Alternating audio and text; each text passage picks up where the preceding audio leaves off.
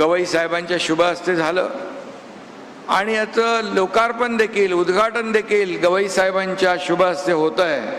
हा खऱ्या अर्थाने दुग्ध शर्करा योग आहे आणि ज्याचं भूमिपूजन त्याचं उद्घाटन देखील म्हणजे गवई साहेब बघा, आमचं सरकार आणि आमचं PWD खातं किती सक्षमपणे आणि वेगाने काम केलेलं आहे। भूमिपूजनही तुम्ही केलं आणि लोकार्पणही तुम्ही केलं, हा योगायोग मोठा आहे। आणि त्यावेळेस आमचे तत्कालीन उपमुख्यमंत्री देवेंद्रजी भूमिपूजनाला होते आणि आज उद्घाटनालाही ते आहेत, हा देखील योगायोग आहे। आणि म्हणून नेहमी आम्ही कधी कधी कार्यक्रमामध्ये सांगतो की अनेक महाराष्ट्रातल्या मोठ्या मोठ्या प्रकल्पांचं भूमिपूजन या देशाचे यशस्वी प्रधानमंत्री नरेंद्र मोदीजींनी केलं आणि त्याचं लोकार्पणही मोदी साहेबांच्या शुभ हस्ते झालं। यामध्ये लोकांना मोठा दिलासा मिळतो आणि खऱ्या अर्थाने या विकासामध्ये देखील मोठा हातभार लागतो। आणि म्हणून पालकमंत्री उदय सामंत यांनी देखील स्वतः लक्ष घातलं याच्यामध्ये आणि त्यामुळे त्यांचंही मनापासून मी अभिनंदन करीन, PWDचं, जिल्हाधिकाऱ्यांचं, इतर सर्वांचं। आणि जे कामगार होते म्हणजे भूषण गवई साहेबांचं एवढं बारीक लक्ष आहे की अगदी शेवटचा माणूस, या समाजातला शेवटचा घटक, याला न्याय मिळाला पाहिजे असं बाबासाहेबांची संकल्पना होती।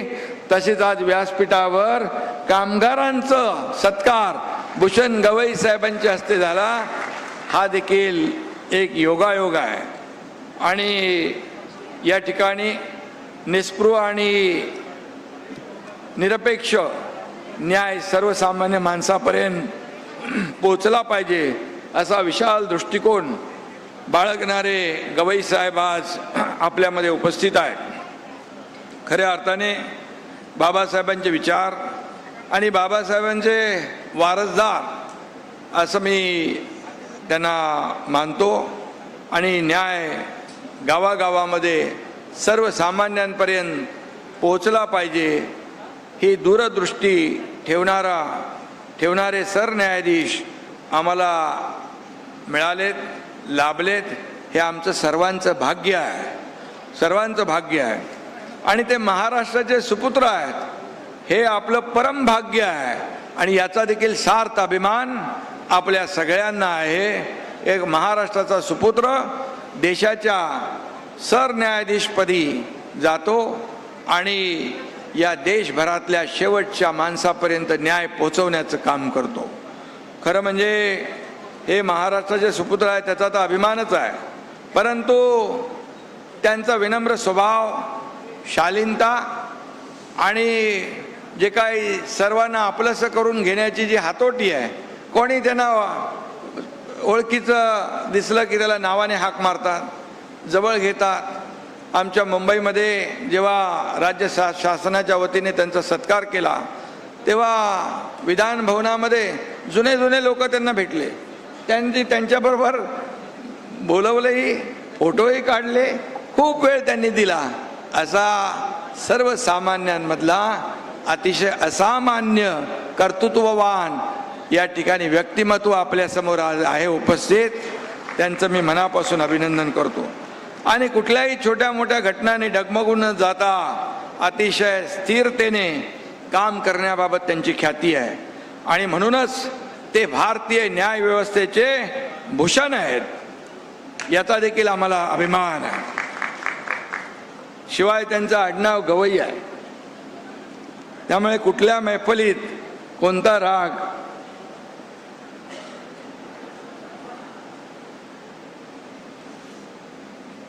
आळवावा मी म्हणत नाही। आणि म्हणून त्यांना त्यांची नेमकी जाण आहे कधी कुठला निर्णय घ्यायचा आणि म्हणूनच त्यांची जी काही लोकप्रियता आहे ती आपण पाहतोय।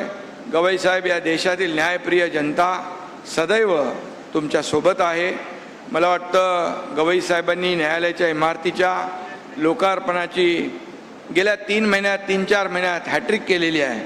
गवई साहेबांमुळे मुंबई हायकोर्टाचं कोल्हापूर सर्किट बेंच सुरू झालं, न्यायपालिकेचं नेतृत्व आणि शासनाची इच्छाशक्ती एकत्र आली की न्याय खरोखर लोकांच्या दारी पोचतो हे दाखवून देण्याचं काम केलं आहे.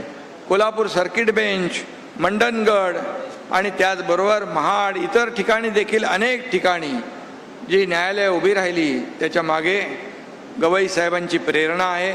आणि म्हणूनच या ठिकाणी बाबासाहेबांच्या तालुक्यामध्ये ही इमारत देखील उभी राहते. गेल्या अनेक वर्षापासून याची मागणी होती आणि ती मागणी पूर्ण झालेली आहे.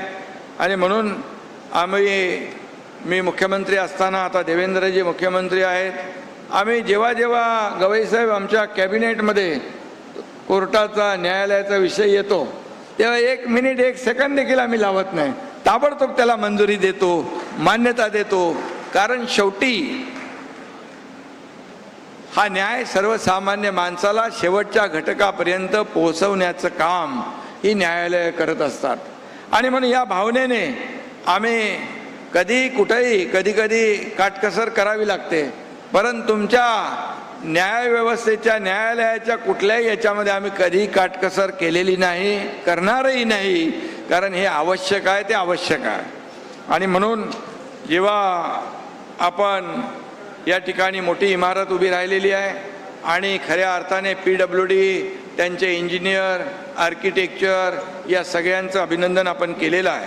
आणि म्हणूनच या ठिकाणी लोकांना जवळ न्याय मिळेल, लोकांच्या दारी न्याय मिळेल. आणि म्हणून ही इमारत जी आहे कोर्टाच्या आता वर्षानुवर्ष मुंबईकडे इतर ठिकाणी लोकांना चक्रा माराव्या लागणार नाहीत.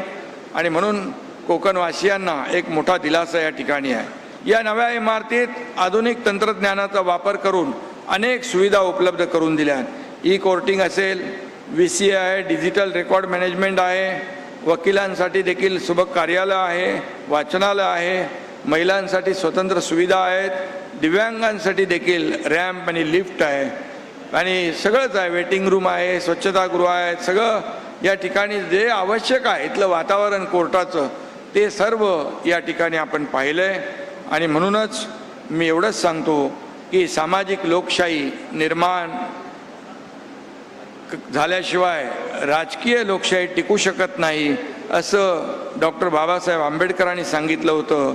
आज या न्यायालयीन संकुलाचं उद्घाटन म्हणजे त्या सामाजिक लोकशाहीच्या दिशेने टाकलेलं एक ठोस पाऊल आहे. हे केवळ न्यायदानाचं केंद्र नाही तर सामाजिक समतेचा दीपस्तंभ आहे. आणि म्हणून आपण संस्कृती रक्षणासाठी मोठ्या भक्तिभावाने मंदिरं उभारतो, पण ही न्याय मंदिरं उभारण्याचं काम तितकंच पुण्याचं आहे आणि आवश्यक आहे. कारण या मंदिरातून सर्वसामान्यांना न्याय मिळत असतो. आणि म्हणूनच या ठिकाणी मी पुन्हा एकदा सांगतो, डॉक्टर बाबासाहेब आंबेडकरांनी दिलेल्या राज्यघटनेत अशा संस्था टिकवून ठेवण्याची ताकद आहे. आणि म्हणून कोकणामध्ये सुसज्ज असं हे न्याय मंदिर उभं राहत आहे. मी आणि या ठिकाणी इथले खटले सर्व लवकर निकाली निघतील, अधिकाधिक लोकांना जलद न्याय मिळेल आणि इथे सत्याचाच विजय होत राहील अशा शुभेच्छा देतो. धन्यवाद. जय हिंद, जय महाराष्ट्र. धन्यवाद शिंदे साहेब. यानंतर मी मुंबई उच्च न्यायालय